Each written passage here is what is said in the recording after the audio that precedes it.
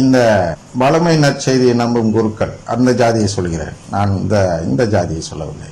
அந்த வளமை நற்செய்தியை சார்ந்த குருக்கள் எல்லாம் என்ன செய்கிறார்கள் என்றால், கடத்தேங்காயை எடுத்து வழிப்புள்ளையாருக்கு உடைப்பதில் மிகவும் கவனமாக இருக்கிறார். பார்க்கிறோம், ஒரு பைசா கூட வீணாகாமல் அங்கிருந்து இங்கு வருகிறது. ஏதோ ஏற்கனவே இருந்த பங்கு தந்தை எல்லாத்தையும் கொள்ளையடித்து விட்டு போய்விட்டார் என்று காட்டி, இந்த அதிகாரி தன் கையில் அந்த முழு அதிகாரத்தையும் எடுத்து ஒரு பைசா கூட வீணாகாமல் அனைத்தும் திருச்சபை நலனுக்காக போகிறது என்று காட்டும் விதத்தில் செயல்பட்டு கொண்டிருக்கும் பொழுது 10 லட்சம் ரூபாய் என்பது, உண்டியல் பணம் என்பது ஒரு சிறிய தொகை அல்ல. அதுவும் ஒரு கொலைகாரரை காப்பாற்றுவதற்கு வளமை நற்செய்தியை பின்பற்றி திருச்சபையில் ஒரு இயக்கத்தை நடத்தி இங்கே உள்ளவர்கள் அனைவருடைய விசுவாசத்தையும் நம்பிக்கையும் எடுத்துவிடும் விதத்தில் செயல்படக்கூடிய ஒரு குருவை காப்பாற்ற திருச்சபையின் பணம் 10 லட்சம் ரூபாய் அலட்சியமாக எடுத்துக் கொடுக்கிறார் என்றால், இவர் அங்கே செய்வதெல்லாம் கண் துடைப்பு வேலை என்றுதான் நாம் நினைக்க தோன்கிறது. வேளாண்மையில் இருக்கக்கூடிய அனைத்து கணக்கும் ஒரு பைசா விடாமல் கணக்கு பார்க்கப்பட்டு திருச்சபைக்கு தான் வந்து சேர்கிறது என்று நினைத்துக் கொண்டு இருக்கிறோம். அதே பிரான்சிஸ் சேவியர் அந்த பேராலய பங்கில் இப்பொழுது அங்கு என்ன வெளிப்புறத்தில் நடக்கிறது என்று தெரியவில்லை. ஆனால் பேராலய பங்கில் இருக்கும் பொழுது அனைவரும் கண்கூடாக பார்த்தது எல்லாம் என்ன என்றால், மாதத்திற்கு ஒரு முறை வேளாங்கண்ணியில் இருந்து ஒரு கார் வரும். அந்த கார்ல அந்த ப்ரொக்யூரேட்டர் என்று சொல்வார்கள் அல்லவா, பொருளர், யாரிடம் பணம் இங்கே உள்ள பணம் இருக்குமோ அவர் வருவார். மாதம் ஒரு முறை தவறாமல் வந்து விடுவார். ஒரு பெரிய சூட்கேஸ் நிறைய பணம் உள்ளே போகும். பணம் என்றுதான் நாங்க நினைப்போம், சூட்கேஸ் தான் போவோம். அவ்வளவு பத்திரமா ஒரு சூட்கேஸ் எடுத்திருந்தா இன்னும் பகனமா இருக்கணும் அல்லது நகையாக இருக்கணும். வேற என்னத்த மெழுகுபத்தி அவ்வளவு பத்திரமா எடுத்துட்டு வருவாங்க சூட்கேஸ்ல போட்டு. வேளாண்மையில் கிடைக்கக்கூடியது இது 3 தான். ஒன்று பணம் அல்லது நகை அல்லது மெழுகுபத்தி. மெழுகுபத்தி யாரும் சூட்கேஸ்ல எடுத்து தர மாட்டாங்க, மூட்டையில கட்டி டிக்கில இருக்கும் எடுத்து கீழே போடுறான்னு வாட்ச்மேன் சொல்லுவாங்க ஒழிய அந்த ஃபாதரே தூக்கிக்கிட்டு இதுக்குள்ளார போக மாட்டாங்க. இது எல்லாரும் தெரிந்த உண்மை. அடுத்து ஒரு அடுத்தந்தை வருகிறார், வேறொரு ஜாதியை சேர்ந்தவர். இது உண்மையான ஜாதியை சொல்கிறேன். அந்த ஜாதியை சேர்ந்தவர் இருக்கும் பொழுது ஒரு முறை கூட அங்கிருந்து கார் வரவில்லை. ஏன்? அதே போன்று இன்றும் வந்து கொண்டு இருந்தால் சரி, இது ஏதோ திருச்சபையின் திட்டம் என்று நாம் எடுத்துக்கொள்ளலாம். அந்த ஜாதியினர் இருக்கும் இடத்துக்கு மட்டும் அந்த ஜாதியை சேர்ந்த பொருளர் அந்த பொருளை கொண்டு வந்து கொடுப்பார். இதெல்லாம் நீதிமானாக வாழும் நிலையா? திருச்சபைக்கு துரோகம் செய்யும் நிலை அல்லவா? என்ன வந்தது? ஏன் கண் தெரிந்து எல்லாரும் செய்ய வேண்டியதானே? அந்த கணக்கு கொடுக்க வேண்டியதானே? என்ன வந்துச்சுன்னு காட்டுங்க, நாங்க ஏன் சொல்றோம்? ஆனால் நீதிமானாக வாழ்வது என்பது திருச்சபையில் ஒரு தலைப்பாக கொடுக்கப்படும் பொழுது இது போன்ற அநீதிகளுக்காக கொடுக்கப்படவில்லை. அதை நாம் முதலில் புரிந்து கொள்ள வேண்டும். இல்லை என்றால் இது ஸ்கேண்டலாக மாறிவிடும். நாம் நம்முடைய நம்பிக்கையை இழக்க வேண்டிய சூழ்நிலை வந்துவிடும். இவர்கள் செய்த தவற்றுக்காக நாம் ஆவேசப்பட்டால் நமக்கு தான் இழப்பாகி விடுகிறது. அதனால்தான் இவர்களுக்கு கொண்டாட்டமாகி விடுகிறது. கொள்ளையடிப்பதற்கு கேள்வி கேட்க ஆள் இல்லை. எனக்கு எட்ட எல்லா சாட்சிகளும் என்னால் நடவடிக்கை எடுக்க முடியாது. ஏன்? இவர்களுக்கு அஞ்சி அல்ல, கடவுளுக்கு அஞ்சி, இயேசுக்கு அஞ்சி, திருச்சபைக்கு அஞ்சி. இயேசு ஒண்ணு நடவடிக்கை எடுக்கூடாதுன்னு சொல்லல, ஆனா விளைவு இவர்கிட்ட கேட்டாலும் அதான் சொல்வார். இந்த அதிபதியிட்ட போய் கேட்டாலும் ஏன் அவ்வாறு 10 லட்சம் கொடுத்தீர்கள் என்று கேட்டால், ஆமா, இந்த செய்தி வெளியே வந்தால் நம்முடைய திருச்சபைக்கு அவப்பெயர் வந்துவிடும், அதனால் நான் திருச்சபையை காப்பாற்றுவதற்காக அதை செய்தேன். ஐயா, திருச்சபையை காப்பாற்றுவது இப்படி அல்ல. திருச்சபை உண்மையிலே நீங்க காப்பாற்ற வேண்டும் என்றால் நீங்கள் என்ன செய்ய வேண்டும் என்றால், ஒரு சந்தேகம் வந்து விட்டதா, உடனடியாக அந்த குருவை சஸ்பெண்ட் செய்ய வேண்டும். ஐயா, நீ போய் விசாரணை முடித்து விட்டு கிளீன் சிட் என்று சொல்கிறோம் அல்லவா, குற்றமற்றவர் என்ற பெயரை எடுத்துக்கொண்டு வா, இன்றும் நான் சேர்த்துக் கொள்கிறேன். அதுவரை நீ இந்த பதவியில் இருந்தால் திருச்சபைக்கு அது களங்கம். இன்று களங்கம் அல்லவா? இன்று நான் சொல்வது, இந்த செய்தியை சொல்லும் பொழுது இது திருச்சபைக்கு களங்கம் ஏற்படுத்தும் என்று எனக்கு தெரியும். இருந்தாலும் ஏன் சொல்கிறேன் என்றால், இந்த களங்கம் என்பது அருண்மொழி இயக்கத்தினர்கள் செய்யக்கூடிய களங்கத்தை விட மிக சிறிய களங்கம். நான் இப்பொழுது இதை சொல்லும் உண்மைகளை சொல்வது என்பது திருச்சபைக்கு பெரிதாக களங்கம் ஏற்படுத்தி விடாது. அது ஸ்கேண்டலாக மாறி மக்களை வெளியேற்றாது, மாறாக மக்களை உள்ளே கொண்டு வரும். இது போன்று கோபித்துக் கொண்டு வெளியேறியவர்கள் உள்ளே வருவதற்கு உதவுவதற்காக தான் இதை இப்பொழுது சொல்கிறோம். என்ன என்றால், நாம் இவற்றுக்கு முக்கியத்துவம் தரக்கூடாது. அது மாதா இருக்கிறார்கள், கடவுள் இருக்கிறார்கள் என்று விட்டுவிட வேண்டும். மாதா பார்த்துக் கொள்வார்கள். அவர்களுடைய பணம் முறையாக செலவு செய்யப்பட வேண்டுமா அல்லது அவர்களுக்கு எதிரான நம்பிக்கையான அருங்கொடை இயக்கம் வளர்ச்சிக்கு செலவு செய்யப்பட வேண்டுமா, அல்லது கொலைகார குருக்கள் அருட்தந்தையர்கள் இருக்கிறார்களே அவர்களுக்கு அது உதவ வேண்டுமா என்றெல்லாம் பார்க்க வேண்டும். கொலைகாரர் என்று நான் துணிந்து சொல்வேன். ஏனென்றால் முதலில் அவர் என்னுடைய தாயை கொலை செய்திருக்கிறார், அதற்கு ஆதாரம் இருக்கிறது, நவீன கொலைதான். அதுபோன்று இப்பொழுது கொலை செய்வதற்கான அனைத்து அடையாளத்தையும் உடைய அந்த கல்லறையை, இன்றும் அந்த கல்லறை அங்குதான் இருக்கிறது. இன்று நீங்கள் மாற்றினாலும் அதை நீங்கள் உறுதி செய்வதாக மாறிவிடும். ஏன் ஒரு தற்கொலை செய்தவருக்கு அந்த இதுவரை இல்லாத ஒரு பழக்கத்தில் உள்ள அந்த கல்லறை ஏன் கொடுக்க வேண்டும்? இந்த சின்னராணி உங்களுடைய வைப்பாட்டி என்பதாலா, அல்லது இந்த சின்னராணி உங்களை மிரட்டி, ஐயா நீங்கள் கல்லறை கொடுக்கவில்லை என்றால் இது கொலை என்பதை நான் வெளியில் சொல்லிவிடுவேன் என்று மிரட்டியதாலா ஒரு ஆயர் கண்டிக்க வேண்டிய ஒரு செயலை மீறி செய்தார்? எதற்காக? இது போன்ற ஒரு மிரட்டலினால் கூட இருக்கலாம் அல்லவா? ஏதோ ஒரு உண்மை உள்ளே இருக்கிறது. நெருப்பு இல்லாமல் புகையுமா என்று இதைதான் கேட்பார். அதை விசாரிக்க போனவருக்கு 10 லட்சம் தெரியா, இல்லை என்றால் நீங்கள் ஏன் கொடுக்கிறீர்கள்? விசாரணைக்கு போயிருக்க வேண்டியான ஐயா ஒண்ணும் இல்லைங்க, இது சும்மா அதுக்காக நான் இதை கொடுத்தேன் அதுக்காக கொடுத்தேன் விளக்கம் சொல்லியிருக்க வேண்டியான, ஏன் பயப்படுகிறீர்கள்? மடியில் கனம் இருந்தால் வழியில் பயம். அப்ப மடியில கனம் இருக்கிற உறுதியாயிருது. 10 லட்ச ரூபாய் நீ கொடுக்கும்போது அடுத்த சப் கலெக்டர் வந்தார். உடனே அவர் மாற்றலாகி 3 நாள்ல போயிட்டார்.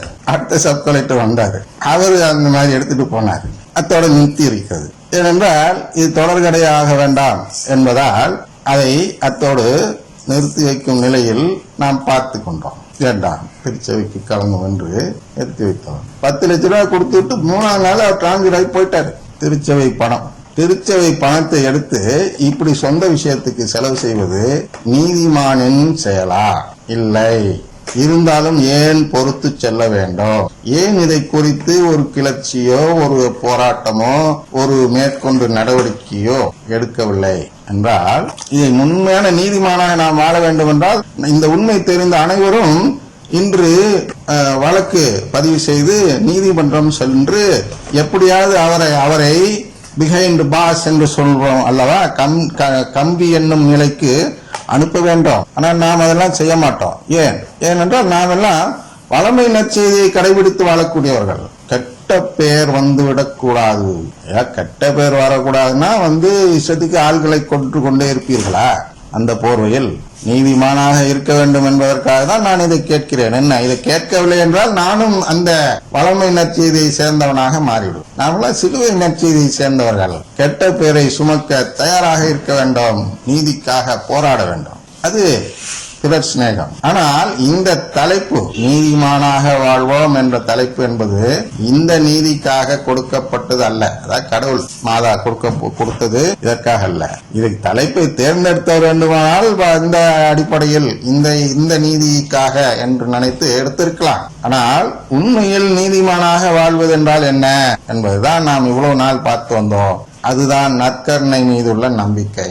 நற்கருணை மீதுள்ள நம்பிக்கையில் நாம் வாழும் பொழுது நாம் நீதிமானாக இருக்கிறோம். ஏற்கனவே பல முறை விளக்கியிருக்கோம் அது எப்படி என்று. நீதியான வழியில் நிலைவாழ்வை தேட வேண்டும். நீதியான வழியில் நாம் மோட்சத்தை தேட வேண்டும். அநீதியான வழியில் நாம் மோட்சத்தை தேடினோம் என்றால் அது அந்த பணம் கொடுத்த அதிகாரி சொன்னேன் அல்லவா, அவரை விட மோசமான அநீதியாளராக நாம் மாறிவிடுகிறோம். அதற்காக தான் அந்த மோசமான உதாரணத்தை தந்தேன். இதை விட மோசமான உதாரணம் மண்ணுலகில் காட்டுவது என்பது இயலாத விஷயம். என்னது, ஒரு அதிகாரி தவறு செய்வது என்ன மோசமான நிலை என்று கேட்பீர்கள்.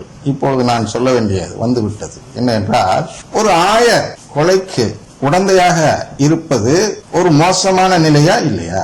யோசித்து பாருங்கள். அதை விட மோசமான நிலை எது என்றால், கடவுள் உங்களுடைய துதி ஜபத்துக்கு மயங்கி மோட்சத்தை கொடுப்பார் என்று எதிர்பார்த்து அந்த துதி ஜபத்தை சொல்வது என்பது இந்த லஞ்சத்தை விட அது பெரிய லஞ்சம். அது விண்ணக லஞ்சம். துதி ஜபம் இது மண்ணக பிரச்சனை. அதனாலதான் மாதா விட்டு வச்சிருக்காங்க.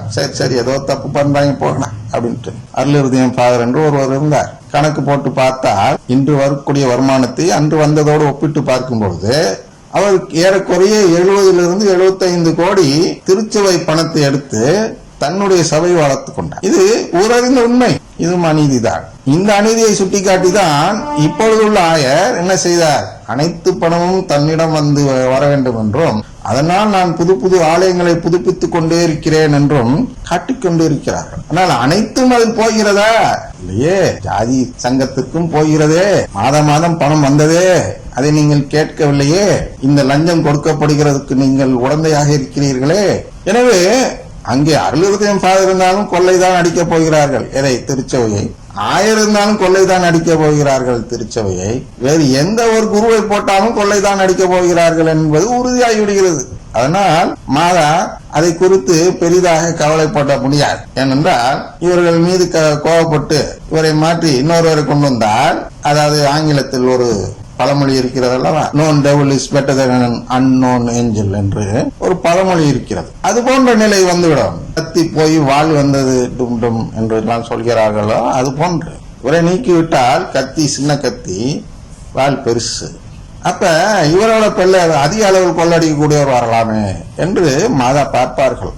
ஆனால் அது போன்ற நிர்வாக செயலெல்லாம் நமக்குரியது அல்ல. நாம் அதில் அதிகமாக ஈடுபடாமல் இருப்பது நம் மீட்பை காப்பாற்றிக் கொள்ளும் செயலாக இருக்கும். நீங்கள் தனிப்பட்ட விதத்தில் பாதிக்கப்பட்டு இருந்தால் அதை தொடரலாம். ஒரு நாள் நான் சொல்லியிருக்கிறேன், பல முறை சொல்லியிருக்கிறேன், என்னுடைய அம்மாவை கொலை செய்தவர் அந்த பிரான்சிஸ் சேவியர் ஃபாதர் என்று. இதை கேட்டுக்கொண்டவர்கள் பல ஆயிரம் பேர் இருக்கிறார்கள் என்று அங்கே கணக்கு காட்டுகிறது. இந்த பல ஆயிரம் நபர்களில் ஒருவர் கூட இந்த நீதியை தட்டி கேட்கும் விதத்தில் முன் வந்து எதுவுமே செய்யவில்லை. இவர்கள் எல்லாம் நீதிமான்களா என்றால் மண்ணுலக பார்வையில் இவர்கள் எல்லாம் நீதிமான்கள் அல்ல. ஆனால் என்ன நடக்கிறது என்றால், விண்ணுலகத்தில் நம்முடைய செய்தியை கேட்பவர்கள் அனைவருமே நீதிமான்கள் தான். என்ன நீதிமான்கள் என்றால், அந்த விண்ணகத்தில் உள்ள உரிமையை, அந்த மோட்சத்தை, அந்த நிலை வாழ்வை, கடவுளின் குடும்ப உறவை நாம் நீதியின் அடிப்படையில் கேட்கிறோம். அப்படி கேட்கக்கூடியவர்கள் மட்டும்தான் இந்த நிகழ்ச்சியை பார்ப்பார்கள், ரசிப்பார்கள், பாராட்டுவார்கள். மற்றவர்களுக்கெல்லாம் இது என்ன தப்போ அப்படிங்கிற மாதிரி இதை விட்டு கேளிக்கை நிகழ்ச்சிகளுக்கு சென்று விடுவார்கள். இது கேளிக்கை தராது அவர்களுக்கு. கேளிக்கை என்றால் எனக்கு இன்னைக்கு நேரம் இருக்குன்னு நினைக்கிறேன், அதனால சொல்றேன். கேளிக்கை என்பது என்ன என்றால், நம்முடைய மண்டையில், தலையில் அல்லது மூளையில் இங்க வேணுமான எடுத்துக்கொள்ளுங்கள், டோபாமைன் என்று சொல்வார்கள். அந்த சுரப்பி சுரக்கும். கேளிக்கை நமக்கு நடக்கும் பொழுது இந்த டோபாமைன் என்பது ஒரு போதைப் பொருள். போதையும் கிட்டத்தட்ட ஒண்ணுதான். நாம் எப்பொழுதெல்லாம் சந்தோஷமாக இருக்கிறோமோ அப்பொழுதெல்லாம் அந்த டோபாமைன் சுரக்கும். எனவே அந்த டோபாமைன் சுரக்க வேண்டும் என்ற ஆவலில் தான் நம்முடைய வாழ்க்கை முறையை மாற்றி அமைத்துக் கொண்டே வருகிறோம். இந்த சிறுவர்கள் அந்த செல்போனையோ டேபையோ விட்டு வெளியில் வர முடியாத நிலையில் தவித்துக் கொண்டிருக்கிறார்கள். இந்த டோபாமைனால் தான். அவர்களால் அந்த வீடியோ கேமையோ அந்த வீடியோவையோ பார்க்கவில்லை என்றால் அவர்களுக்கு அங்கே டோபாமைன் சுரக்காது. எனவே முதல் நாள் சுரந்தது மறுநாள் குறையும். எனவே அதை விட அதிகமாக ஒரு நிலை போக வேண்டும். இதற்காக என்ன சொல்கிறார்கள் ட்ரீட்மெண்ட்டிற்கு என்றால், வாரத்திற்கு ஒரு நாள் அல்லது 2 நாளாவது அந்த இதை பார்க்காமல் நிறுத்தி வைத்தால்தான் நமக்கு மீண்டும் அந்த புதிய நிலை வரும். அதை நிறுத்தாமல் தொடர்ந்து போகும் பொழுது முதல் நாள் பார்த்த அதே நிகழ்ச்சி மறுநாள் நமக்கு போதுமான அளவு டோபாமைனை சுரக்காது. அதனால் அது கேளிக்கையாக இருக்காது. அப்ப எப்போ நம்மளுக்கு டோபாமைன் சுரக்குதோ அப்பொழுதுதான் நாம் அந்த நிகழ்ச்சியை நமக்கு பிடித்த நிகழ்ச்சி என்று சொல்லுவோம். ஏண்டா இதையும் அதுக்கு டோபாமைனுக்கும் நற்செய்திக்கு என்னடா சம்பந்தம் கேட்கணும். இதுதான் வளமை நற்செய்தி வருகிறது. அந்த 16ஆம் பெனடிக்ட் சொன்னார் அல்லவா, அவர் இதெல்லாம் விளக்கமா சொல்லல. ஆனா இதுதான் பின்னாடி இருக்கிற உண்மை. என்னன்னா, அவர்கள் வளமை நற்செய்தி அறிவிக்கிறார்கள், அதனால் அங்கே கூட்டம் இருக்கிறது என்று ஏன் சொல்கிறார் என்றால், இந்த வளமையை குறித்து நாம் ஏதேனும் கேட்டோம் என்றால், வீடியோல எல்லாம் போய் பாருங்க, அந்த யூடியூப் வீடியோல எல்லாம் இந்த தொழில் ஆரம்பிக்கிறது, நல்ல கோடீஸ்வரன் ஆகிறதுக்கு வழி, இதெல்லாம் பாத்தீங்கன்னா அப்படியே பயங்கரமான ஹிட், பயங்கரமான வியூவர்ஸ் இருப்பார்கள். எண்ணிக்கையெல்லாம் அந்த லட்சமும் கோடியும் தான் இருக்கும். ஏனென்றால் அனைவரும் அதை தேடி அலைகிறார்கள், பணம் பணம் பணம் என்று.